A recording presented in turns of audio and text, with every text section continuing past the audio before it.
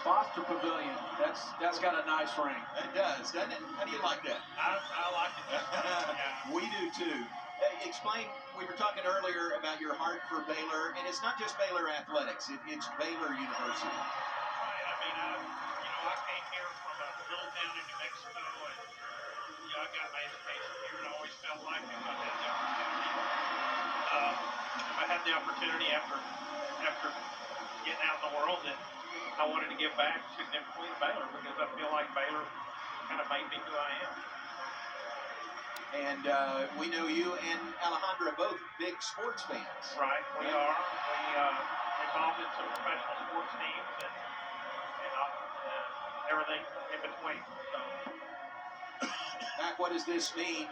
This project opening and the efficiency of this building being built in just 20 months. How about that? Yeah, so it's a dream come true. We've been talking about it for a long time, and obviously it doesn't happen without Paul and Alejandra. I'm so grateful for them and their generosity and kindness and thoughtfulness. And we built this building with the intentionality for basketball. We're going to build it. Let's make sure it's a basketball facility first, and let's make sure that we build a home court advantage where it's a really intimate building, a vertical building, where our fans are right on top of the action, so to speak. They can almost feel like they're part of the action, part of the floor, and so I think we accomplished it. And you talked about 20 months. Austin Commercial, our construction manager, AECOM, all of our staff, people just really came together, did a great job. We broke ground May 5 of 2022, and here we are again 20 months later playing in this beautiful facility. This might be a better question for after the game tonight, but what are you guys hearing review-wise? What are people saying, Mac? Well, I mean, I certainly haven't heard any complaints. Right. I think people, are walking around, and what I notice most is there's a pep in everybody's step, and everybody's got smiles on their faces, and they seem to be enjoying the facility. Yeah. Oh, what are you hearing? Well, I get the same impression. I think everybody's really proud of it. People are excited. The students are excited, and it gives Baylor something new. I think it's really cool that there's just as much emphasis put on women's basketball as there is on men's. And so we have an exciting game tomorrow night as well. And I think everybody's just really proud of what Mac and the team have done here. Tell you what, if I was a student right now at Baylor and they get those prime seats right on the other side of the court, and at McLean Stadium, those seats, right on the sideline, that's a pretty good deal, isn't it, for Baylor students? It is. I don't know how they allocate those seats, but I imagine there's some pretty good competition for those seats. Yeah, maybe a little camping out to get the best seats. Why not? Why not? Mac, that's part of it, isn't it? The student experience and the student-athlete experience. Isn't that part of the reason that we moved in mid-season instead of waiting and getting everything completely finished and opening next year? Yeah, we talked a lot about it, really vetted it, but a couple things. One, we've got some senior student-athletes on both basketball programs. We really wanted to give them the opportunity to play in a once-in-a-lifetime facility for them.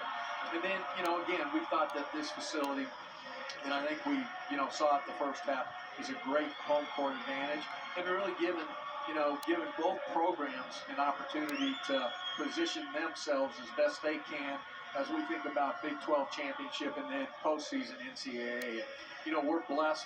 We're only one of 5 institutions where both our men's and women's basketball programs have won national championships. We've got 2 great coaches in Coach Nikki Collin and Scott Drew, and both ranked in the top 20. And so, again, we're blessed and so grateful to Paul and Alejandra for such a beautiful facility. I know you and Alejandra put up the nets to start the day today. Let's hope in a couple of months we can maybe cut down some nets. I think that'd be a lot of fun. Yeah. Wouldn't that be great? Well, Happy New Year to both you guys, and what a way to ring in the new year with this inaugural game in Foster Pavilion. Paul, thanks, and Matt. Thank you. J-Mo, Thanks very much. You do such a great job. Thanks so much. Paul right. Foster and Mac Rhodes will take a break. Back with more at the half. Bears lead by 16 at the intermission over Cornell. This is Big 12 Now on ESPN.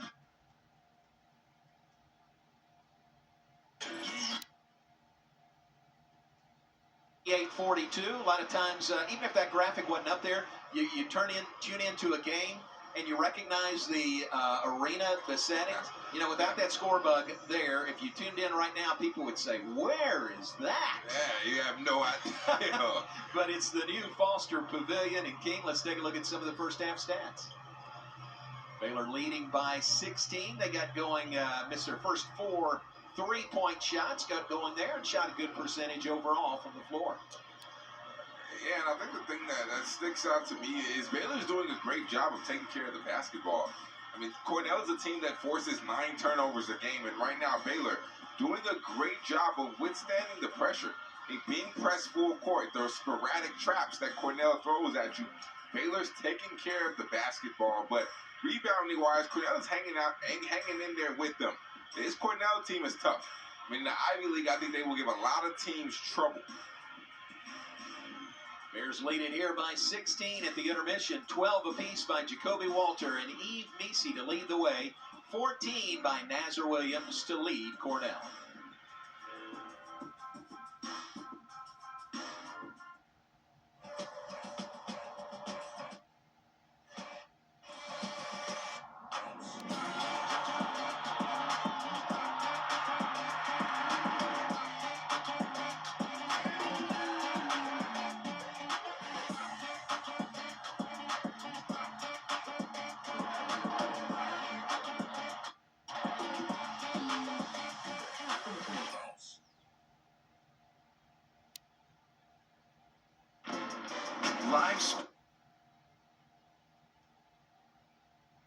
Do business differently. Find yourself out in front. Because when you're trusted to lead and there is no blueprint, you lead. Others might be surprised to see you there, but we're not. Wisconsin School of Business at UW-Madison, the next generation of leaders. What? $6.99 for the DQ chicken strip basket? How is this even possible? For the whole basket. Chicken strips, fries, Texas toast, and house-made Hidden Valley Ranch. And if that's not enough, it's now just $6.99. But it's only for a limited time? Oh, let's go get it right now, before they change their minds. I'm driving. DQ. Happy tastes good. Nothing held back. All for the love of soccer. For the love of football. For the love of La Liga. About to begin the second half here in the brand new Foster Pavilion. Baylor leads Cornell 58-42. So many folks we are glad to have here on this historic first game in Foster Pavilion, and that includes Chip and Joanna Gaines. Wait a second, those are the yellow seats. Those are for students over there? How'd they get student seats? I guess coming back in time. I love it. Not a problem at all. Great to have Chip and Joe. They are such great Baylor supporters, and when they show up, it's a big deal. any event they show up to, it is a big deal. Happy New Year to Chip and Joe. Very solid first half by the Bears. Tell you what, 58 points, first 20 minutes. That's a solid first half. And that's the thing about Cornell. I mean, they're not going to really defend you hard. They're going to try to trap you, but if you get them to the half court, they're going to give up easy buckets. They're really more so trying to outscore you. Jacoby Walter, first shot of the second half, and that is a 3 from the corner. He's got 15 on the night. The Bears have their biggest lead tonight at 61-42. Drive, layup, tough drive. The bucket is good by Chris Manning. Yeah, he does a really good job of using his body on his drives. When he gets a little bit of separation, when he gets that angle, makes you drop your back foot, he does one of the best jobs I've seen tonight. Getting contact, keeping you on your hip, and being able to score. It's 61-44, Bears on top. Pass on the baseline to Jaden Nunn, back outside. Oh, another 3. Oh, and another one is good by Jacoby Walters. Same spot in the left-hand corner. But with the matchup zone that Cornell runs, they tend to lose people. And right there, if you have a little bit of movement, they lost Jacoby Walters. And that's the one guy on the floor you can't lose. Bears lead by 20. That is their high water mark tonight. Drive in, maybe a travel, but no call, and the bucket is good by Isaiah Gray. So strong right there. So strong on his drive, getting the contact. Maybe got away with an offensive foul, maybe, but he absorbs the contact, goes and finishes. Their guards are good at getting contact on the drive. Jalen Bridges, 3, right corner, shot won't fall. Rebound DJ Nix for Cornell. Cornell's next game a week from tonight as they all open Ivy League play against Columbia. A little bit of how this game came about. Baylor wanted to play a game here coming back from the Christmas break. Ooh, nice drive and a lay-in by Ray J. Dennis. Tough to find games, you know, for January 2nd or somewhere in here. There's Manning with another basket. The Ivy League they only play games on weekends.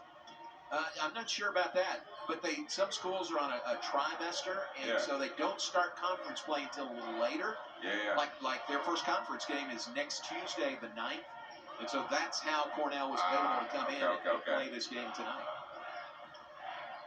It would make sense in the Ivy League to only play on weekends. Yeah, because I remember one of my close friends played for the Ivy League, and right here, you can't lose Jacoby Walters. I mean, he's such a good shooter. When he gets his feet set, it is automatically a bucket. I mean, right there. Squares his shoulders up off of the turn. He's an elite shooter, and that's why a lot of people have him going in the first round of the draft. You know, that looked like two different shots of the same shot, replays of the same shot. Those were two different threes by Jacoby Walters. He's super consistent with his jumper.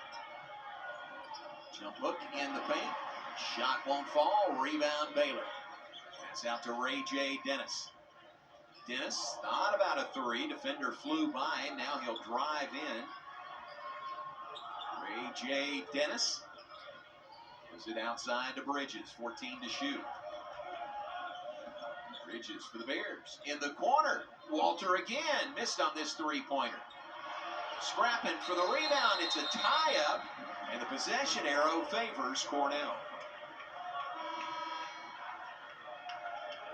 So Big Red basketball, 16:46 on the clock in the second half.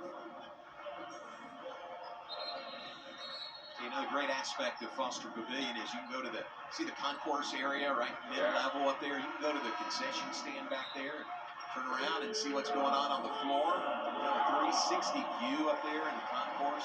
It's really cool. That's nice. That's real nice. Typically, you go to the concession stand, you're missing a solid 5-6 minutes of the game. That's right. And it brings it into the front court for Cornell.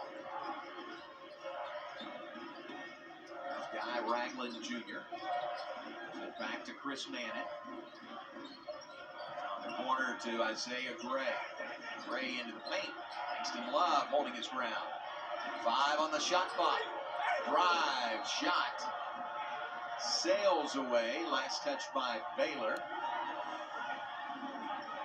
Sure who'll get credit for that. Maybe a block. Eve Nisi second in the nation for freshman block shots. I don't think it was Nisi on that one. Inbounds, shot clock. And the ball sails out of bounds. Good defense by Baylor on that possession.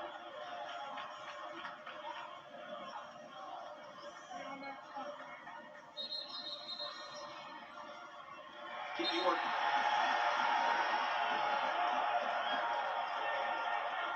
I think we have another technical there. We do. And this must be on head coach Brian Earl. Doug Sermons leads the nation in technicals called in Foster Pavilion. Langston Love to the line. On the bench, not necessarily on Brian Earl. The second technical tonight on Cornell.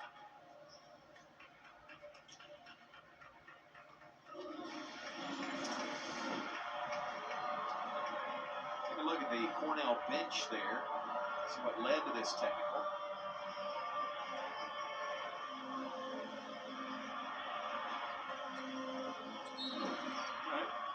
I didn't see it. I don't know what I didn't necessarily see it. Doug Sermon's a lot closer to it than we are across the court. free throws, and Baylor has possession of the ball, leading 67-48. Ray J. Dennis is to Bridges, open three, straight away, knocks it down. We've just seen a lot of open shots by Baylor. I mean, they're finding the holes and getting really good looks consistently. And I don't know if that's part of Cornell's defensive scheme, but we constantly seen looks just like this one right here. And Jalen Bridges finds the hole, finds the gap. Ray J. Dennis taking his time, good pop out right here. You can't lose this, man. You can't lose anybody on Baylor because they're one of the best three-point shooting teams in America.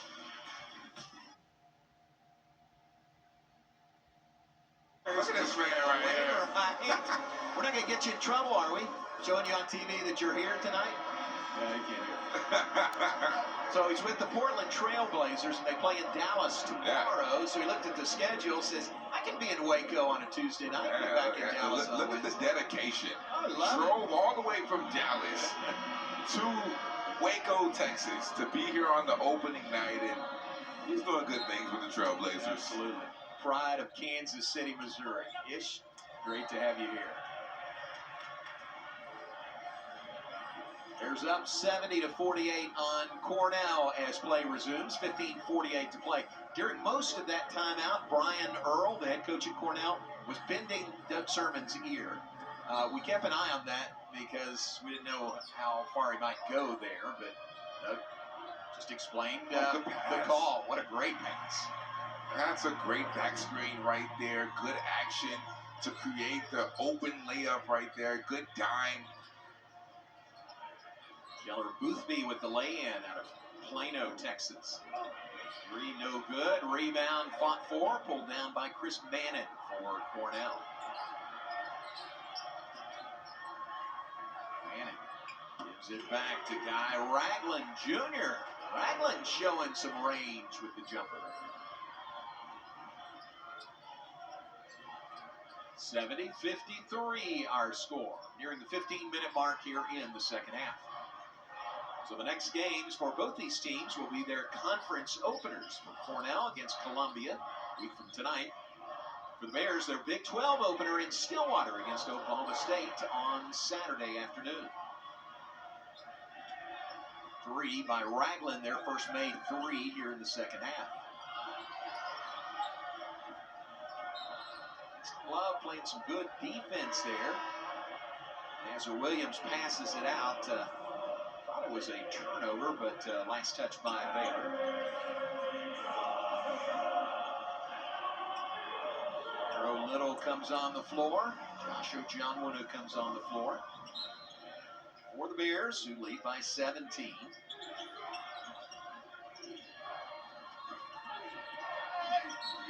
Okereke drives in, fouled on the layup attempt. Okereke will go to the free throw line for Cornell. It's a good drive right there, and on that drive, as a defender, Josh Ojonwunu has to go straight up. I mean, when he brought his arm down, that is what created the foul, but he has to go straight up. The rule of verticality, brought his arm down. It's a foul, 2 shots. Okereke, a sophomore from Clovis, California. Take a look at this right here. He's good, he brings the arm down, creates the contact, gets him on an elbow. Automatic foul any single time. Every single time. The big or the defender brings his arm down. A couple of free throws cuts the Baylor lead to 15 at 70-55.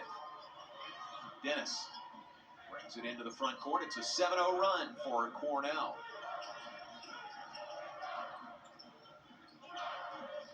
Dennis, mid-paint on the left side, spins to the basket. Tried to hand it off back, and it's stolen away by Ragland. Azar Williams nearly lost the handle. He gets it back to Ragland. Ojonwunu working hard on defense. Ragland has nowhere to go but to throw it out of there. That is some good defense by the Bears, specifically Josh Ojonwunu. Yeah, one-on-one. I mean, we saw earlier in the game, the same thing happened on the opposite side of the court. One-on-one, he had the chicken wing, was able to go get a bucket. But right there, same thing. Isolation, one-on-one on the low block. Ojan Wuna stands his ground, does not allow any separation or any advantage by the offensive player. That's great defense. Dennis drives, kicks it back to Lohner. Lohner, layup left hand, left side, won't fall. Ragland the rebound for Cornell. Here's Ragland, very involved, both ends of the floor. Turns the corner, gets to the baseline. Lohner again holds his ground there. Shot up, no good. Lohner the good defense that trip down the floor. Bears working hard on defense. Ray J. Dennis through traffic.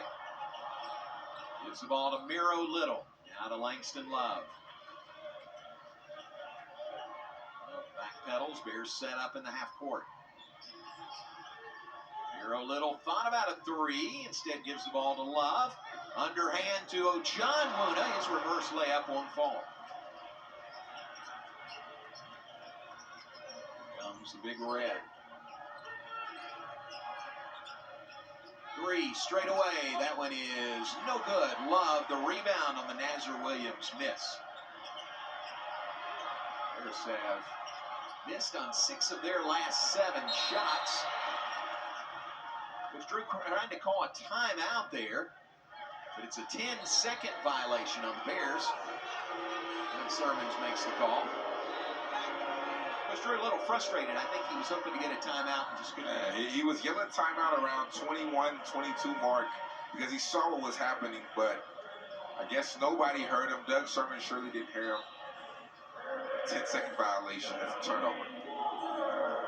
Kobe Walter back on the floor. Langston Love goes to the Baylor bench. Bears lead it by 15. Still 12 and a half minutes to play in this game. Nazar Williams into the paint. There's that backdoor cut. Nice pass. Leads to the bucket by Isaiah Gray. And it's hard. Also, John Wuna on an island with the guard, not used to guarding the perimeter. So if you backdoor cut him, you can potentially get wide open dunks and layups like that.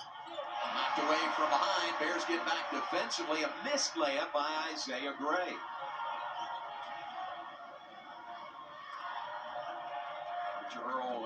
Brian Earl is a Princeton grad and does run that Princeton offense very well. We saw that last bucket by the Big Red. That's deflected and stolen. Bernard going to the floor. And it's Cornell's basketball after a timeout. Cornell on a run right now, and it's primarily due to plays like this. Playing well, moving without the basketball. The Big Red down by 13.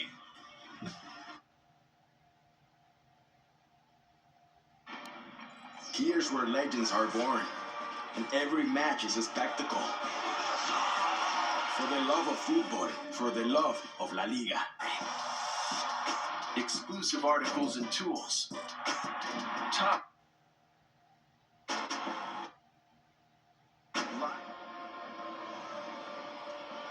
Baylor leads by 13 over Cornell. 11:44 on the clock, second half. Paul and Alejandra Foster Pavilion.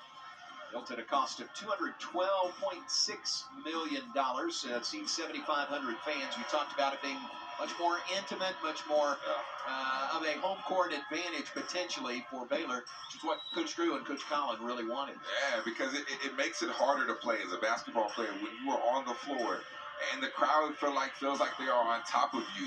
It's louder. When you're on offense, it's harder for you to run your plays. I mean, it's kind of similar to almost the Oklahoma State field. Yeah. I mean, they don't really get a great fan base or have a great fan base as far as attendance, but when it's kind of packed, when it's about 75% capacity, it's loud in there. Probably one of the louder venues because of the way that the arena is shaped. Makes it a lot harder to play in. Tell you what, we talked to 2 of the officials, Chance Moore and Doug Sermons, at halftime when they came out before the start of the second half. And one of the things both of them mentioned was, yeah, this is a great environment. Can you fill it up every time? Yeah. They know. I mean, they go everywhere. They see every arena. It's a good point on their part. And that would be the biggest question. I mean, you have to have consistency with your fans, and I think we will have. I mean, so far, it has been, every game has been a sellout, or every game is going to be a sellout. So we'll see. I mean, will they actually come here and be able to, sit in the seats and fill it out, to be determined. Tell you what, students ought to take advantage of the great seats that they are given the opportunity to sit in here in Foster Pavilion. Great experience for them. Foul was on Jalen Bridges. Cornell puts the ball back in play, and a driving layup is good by Isaiah Gray. Gray has 8 on the night. It's 70-59. That's an 11-0 run by Cornell over the last 4.5 minutes. And Isaiah Gray has done a lot of good things tonight. I mean, the give-and-go basketball that they play is a thing of beauty. After they pass the ball, watch the guards, how they relocate, how they cut off the basketball. It's something beautiful to watch. There's miss at their end. Cornell looking Whoa. to continue the run. Wow. There's a hook shot that is good by Sean Hansen. Now a 13-0 run to cut the Baylor lead to single digits. Jamal Hansen took us back to the 70s right there. It looked like a George Mike and Bill Walton type of sky hook. 70-61 is the score. Near steal on the perimeter by Isaiah Gray, but out of bounds. Last touch by Gray. And let's take a look at this hook shot. We have to get a second look at this, because it's a move you just don't see in today's game. But when you're dealing with a defender with that much length, you have to get creative. And right there, Hansen did just that. Good bucket one-on-one on the taller, more athletic Nisi. Nunn drives in, fouled on his trip to the bucket. 2 free throws coming for Jaden Nunn. The foul on Chris Mannon. 3rd personal foul on Mannon. So free throws for Baylor. 10-15 on the clock. Second half. King start of Big 12 play is upon us for Baylor and really every school in the Big 12 starts this weekend. What have you seen that's caught your attention through the non-conference portion of the schedule? I mean, just how many good teams there really are in the Big 12. I mean, we say that every single year, but I think this year is something like we've never seen before. And typically because the Big 12 was already stacked, but then you add Houston, who was a top 5 team, BYU, who's a top 15 team. I mean, these teams are absolutely loaded, and they are good. They're competitive. They know how to play basketball. It's going to be a dogfight. Boy, there's misfire on the free throws at a point-blank range putback that they missed. And Cornell takes advantage. Now a 15-0 run by Cornell over the last 5 minutes, 40 seconds. They have closed it to 7. Watch out, this is a 7-point game with under 10 minutes to play. This Cornell team is tough. They're not out of this ball game because of the way they shoot the ball, the way that they move, how efficient their offense is, and they are tough. Nunn bump there, no foul call. Kicks it out to Bridges, who misses from 3-point range. Here comes the Big Red again. Trying to get it under a 7-point deficit. Missed layup by Manning. Shot no good. Rebound Nisi. Outlet to Ray J. Dennis.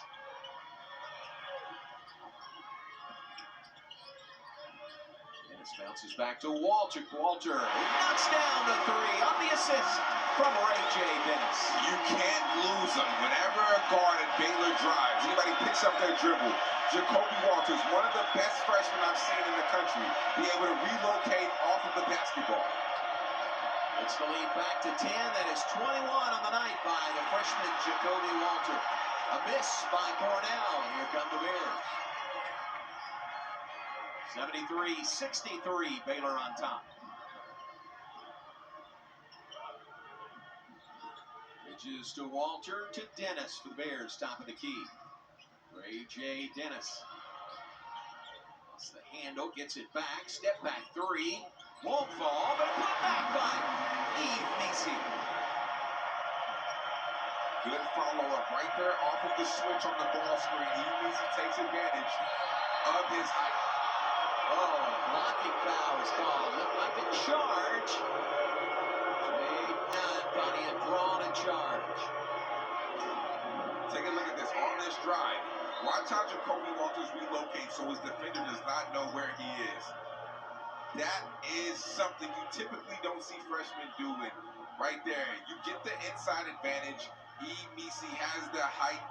right there, the height differential, has the advantage on the height. Able to get the putback one-on-one. You have to be able to get inside and block him out because time and time again, we have seen the same thing.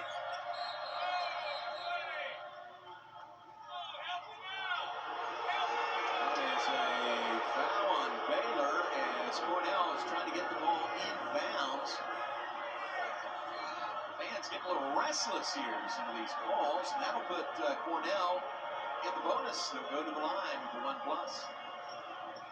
It's on to Eve Messi, his second personal foul. And I think because the fans are closer, the referees feel it more. They feel the pressure more.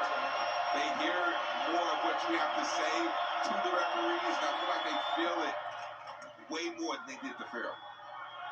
You know, it's interesting you say that because Coach Drew loves to tell that story about a story in Sports Illustrated several years ago. You know what I'm going to say, and it was how crowds impact officials and their calls. He said they're human, you know, they want to be 100%. liked, and if they, you know, are responded to, you know, unfavorably, sometimes that works in the other team's favor. You know, I will forever say that referees are most influenced when they are in Allen Fieldhouse. I don't care what anybody says. As a player who played there, not as an analyst, as a player who played there, referees get influenced more in Allen Fieldhouse than in almost any arena in the country. Wow. How about that? Pass in midair in the lay-in by Isaiah Gray. It's a 10-point Baylor lead, 77-67. We got 7.5 minutes to go in this game. I told Ish Wainwright earlier we needed 10 minutes from him tonight. Now might be the time. Get him out there. Hey, our man said it'd be the sixth man. And ball out of bounds, nearly stolen there by Isaiah Gray. Timeout on the floor. Baylor by 10 over Cornell. Big Red shooting the ball very well in the second half.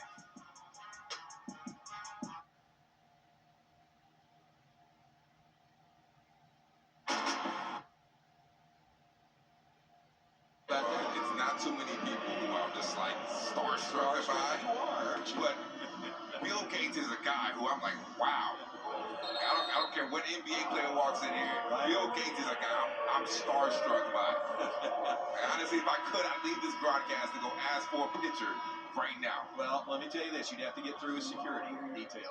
He does have security with him. No, I probably wouldn't put it past him. If But I'm that's Bill fine. Gates, I'm gonna have a whole bunch of security. Wow. Ah, what a fun night. Here we go. Baylor puts the ball back in play, up by 10. Here's a led by as much as, how much, 20, 22? 22 was the biggest lead tonight. Dennis, Ray J. Dennis knocks down the three coming out of the timeout. And Dennis, a near steal in the backcourt. Knocked out of bounds. The lead grows to 13 for the Bears. Cornell shooting 55.6% in the second half. Baylor just now 40% in the second half. The Bears shot 54.8% in the first half.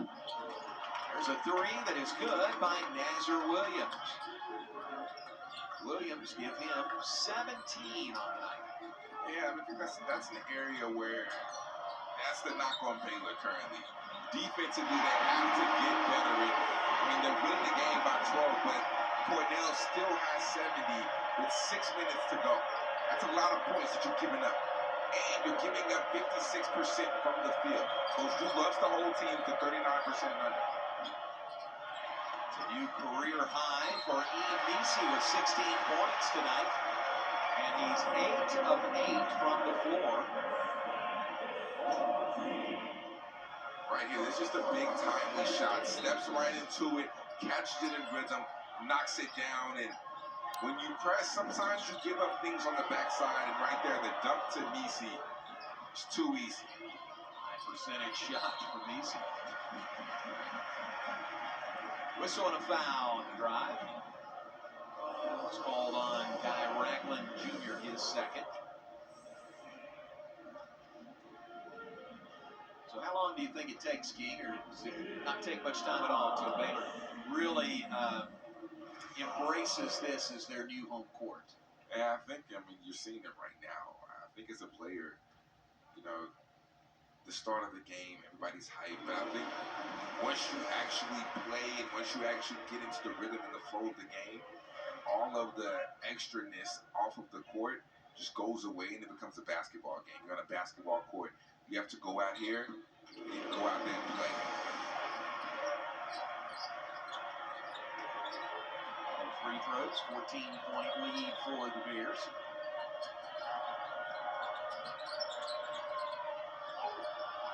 Drive in, banker, shot no good. Jacoby Walter has the inside position. Ball out of bounds. Last touch by Isaiah Gray, who missed that bank shot.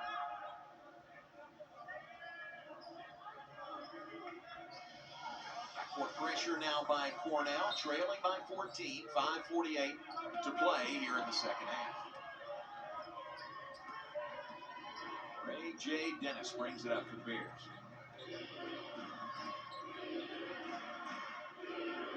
New chant turns here in the building.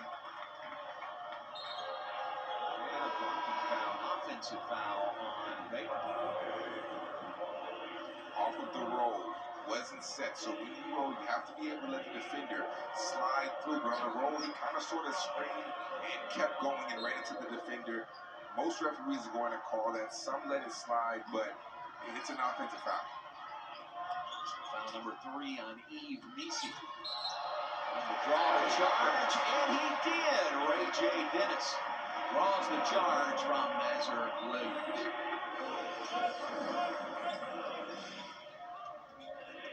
Right there, even though Ray J. Dennis was sideways, he got hit in the chest. When you get hit in the chest and you fall, no matter where your body is facing, they're going to give you the charge 90% of the time.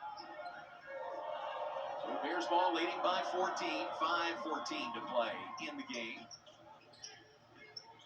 Inaugural game for the Baylor men here tonight. Baylor women play their first game in the Foster Pavilion tomorrow night.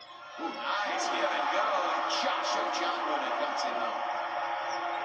The quick bounce, and when you look at Meese, when you look at Ojonwuna, they are literally a spitting image of each other.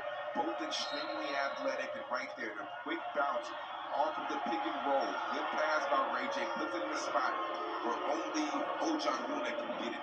Look at this, off of the pick and roll. Ray J. Dennis delivers a bounce pass perfectly to where only Ojonwuna can get it, not too low. And Ojonwuna rises up. The quick twitch right there to just rise up over the defender. And it had to be a bounce pass there. Yeah, it had to. I mean, it could have been a lob, maybe, but it had to be a bounce pass or a lob. But typically, when you're dealing with a 7-footer, you're taught not to throw bounce passes because it might be too low. But Ray J. Dennis puts it at the perfect spot for him to be able to not reach too low to get it, but gets it to where he can catch it and rise up. Good pass by Ray J. Dennis. And Bridges whistled for his third personal foul. That puts Isaiah Gray at the line. 6'3" senior guard from Brooklyn, New York. First one is good. Lead is 15. Another free throw coming for Gray.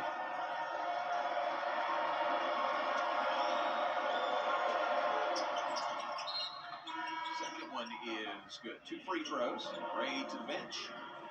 DJ Nix back on the Big Red. Saying the Baylor women playing really, really well. They've got a big game tomorrow night. Their opener in Foster Pavilion. Baylor women number 6 in the nation. They are 12-0 on the year. They're 1-0 in Big 12 play. Coming off an 85-79 win in Austin, Texas, to open Big 12 play on Saturday. Their 14th consecutive win in Austin. They'll play TCU tomorrow night. TCU undefeated. Number 23 in the nation. They are 14-0. There are 7 women's teams in the nation undefeated. 3 of them are from the Big 12.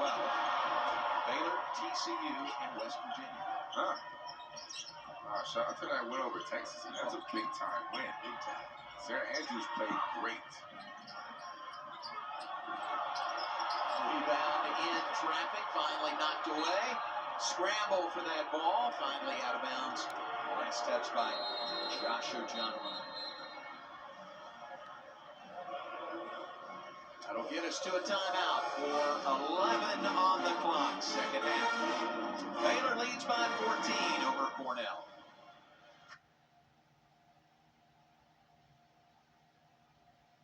Newest jewel of the Brazos. You better believe there's room for the national championship banners here in this building. Baylor men, the 2021 national champions. Banners hang in the rafters, and very nice homage there to the national championships won by Baylor men's and women's basketball. The championship trophies painted on the floor. That's on the side of the court, across the court from us. 2005, 2012, 2019 for Baylor women's basketball national championships. In 2021 for the Baylor men. It's a nice way to commemorate those championships. I love it. I mean, so much history. You look at the men's and the women's program, man, a lot of winning going on. A lot of winning. Here we go, back to play. Cornell basketball. They are down by 14 to the Bears. We're near the 4-minute mark in the game. Short shot, no good by A.K. Okereke. A.J. Dennis for the Bears slows things up.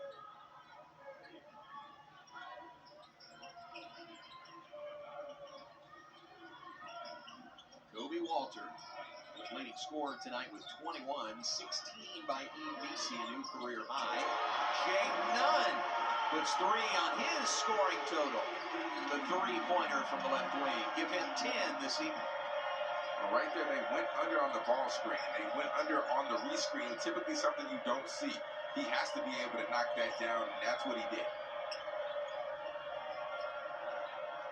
Evan Williams. Plano East High School. Moves the ball away. 3 by Okereke is no good. Chasing the loose ball, saves it inbounds to Joshua Johnwood. A.J.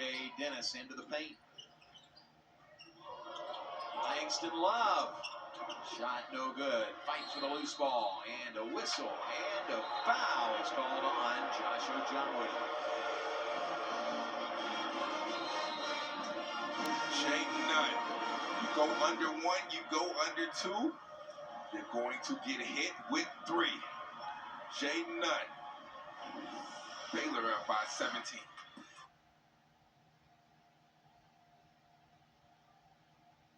Get back. All for the love of soccer. So the entertainment here, they were in halftime and they continue into the second half. A Dunkin' Dog. I mean, what else could you ask for this night, King Floor? Look at the upcoming schedule for Baylor, as we said, Big 12 opener in Stillwater. Gallagher-Iba Arena comes up this Saturday afternoon. Bears and Cowboys Saturday. Back home for Big 12 home opener against BYU 1 week from tonight. Cincinnati comes in Saturday week. Then at Kansas State, January 16th. Hello, Coach Jay. At Texas on January 20th. For Cornell, their Ivy League opener comes up. Their next game is a week from tonight, January 9th, against Columbia. And at Brown, Princeton, and at Dartmouth. We're told they do play, you can tell from that schedule, they do play some midweek games in the Ivy League. The Ivy League is tough this year. They had a big win over Villanova.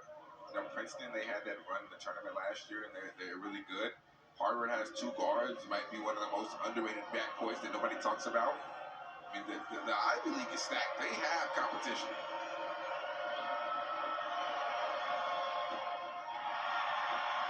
To play with Sean Hansen shooting free throws for Cornell. This could be a cupcake free throw right here, and it is!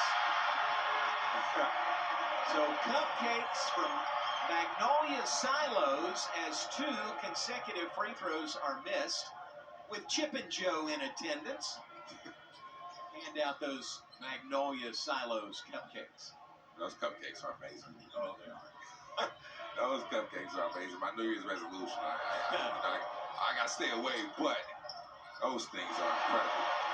What a great promotion. That really gets the students going. You know, trying to influence the free throw shooter to miss 2 straight, which the guy did. Nice runner there by Ray J. Dennis. Josh Ojonwuna rips the ball away, and then he's fouled. Look at this shot by Ray J. Yeah, this is just so impressive. Snake the ball screen, good hesitation, fading away. Nice touch on the floater to rise it above the defender's arm. I mean, that's a really, really high level of skill to be able to knock that floater down. What is it about Ray J?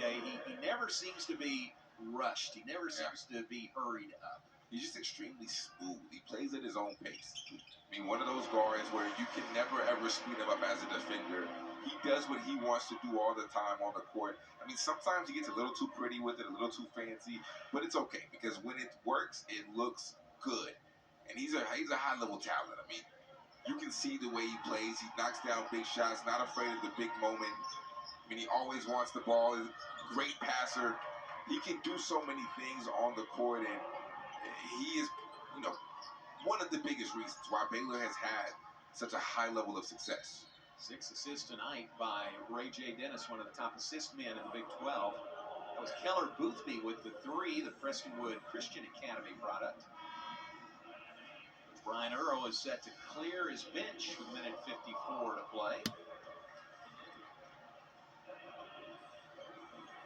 Josh Ojonwuna had the steal earlier.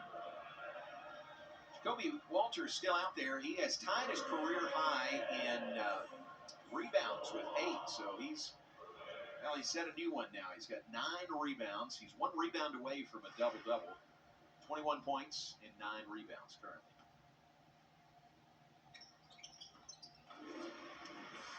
J. Dennis with the free throw. Jacob Beckless is on the floor for Cornell. Max Watson is out there. Ryan Kitchen is on the floor for the Big Red. And Adam Sang Hinton is out there. Second free throw is good. 4 Baylor players in double-figure scoring. So quietly tonight, they have really spread the wealth. And doing a good job of sharing the basketball. And in the first half, we saw good ball movement to create open looks time and time again. Evan Williams. 3-pointer by Max Watson. Sails out of bounds unencumbered. And it goes over to Baylor with 1:39 to play. Antoine Grimes, Miro Little back on the floor for Baylor. Grimes brings it across midcourt. 90 seconds to go in this game. Jacoby Walter. Walter spins. Wow! What a spinning move for the layup for Jacoby Walter, getting 23 on the night. That's a great move right there. Gets cut off, throws the ball, wrap around on the spin move to create the lane to get a layup. Got the reach by Miro Little to get that rebound.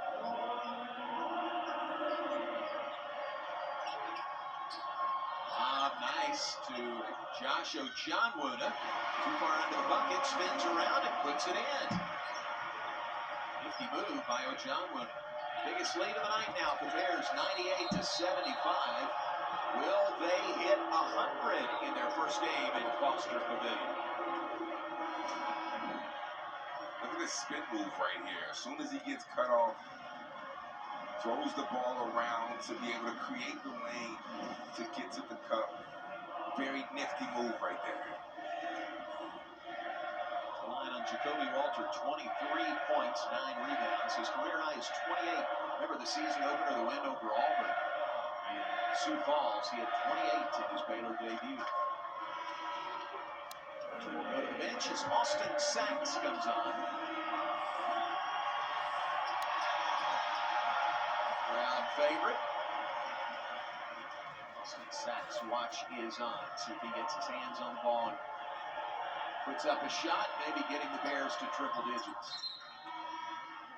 throws by Max Watson. It's at 98-77 Bears. 4 subs off the bench. Hayden Franson is on. Chris Kane is on. We've got 45.5 seconds remaining. First game ever played here at Foster Pavilion. Twan Grimes lost the ball. Turnover Baylor. Did so well in turnovers, had only 4 in the first half. Bad, that is now 10 on the night. Shot no good, tip no good. Second tip is up and in by Chris Kane. 20 seconds to go. Bears could just dribble out the final seconds. Looks like they will. Fans, especially the students, are hoping for Austin Sachs to get a shot, but he won't get one here. But what a night. The inaugural game here in Foster Pavilion.